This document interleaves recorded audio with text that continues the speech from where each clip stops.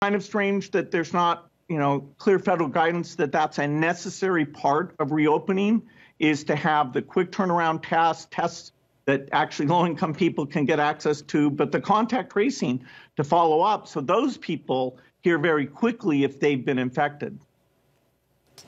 You really, you do start, and you've rightly mentioned this a lot. You really see the inequities that previously exist in a society at a time like this, the inequities in terms of access to health care, access to, you just see the imbalances that are, the inequalities that are in a society. Yeah, no, low-income student probably is not getting online instruction as much as the suburban kid. The household that you're confined to is probably very different. So yes, like most bad things, the poor countries will probably have it the worst, and the poor lower income people in the United States will have it worse. Yeah, I don't know if you saw some of the reporting that came out of China from David Culver, our China correspondent, but he was talking about this app that he essentially now has as he's going through China. It sort of lets him into certain places based on places that he's been and what's happening with particular clusters of infections. It's quite sophisticated.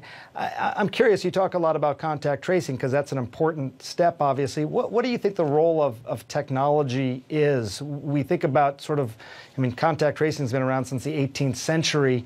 What should it look like now in terms of technology, do you think?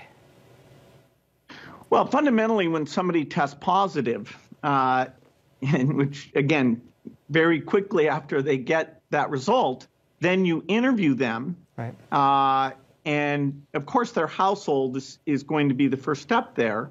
And under current social activity, there won't be a gigantic number. There'll be a few places they've been, a few people they've been with, and some variants there. But those people will be prioritized to get a quick turnaround test.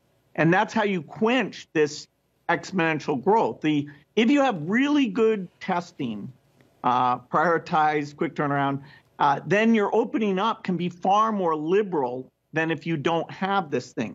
Now, most of the Asian countries stayed pretty closed down, and they had this contact tracing. In terms of technology, I don't think we'll force download the locations you've been in, like some countries did. I don't think that's necessary. You might use it as a reminder that you picked voluntarily to run an app that you can look back at the last 14 days, and it'll help you with that dialogue or automate some of that dialogue.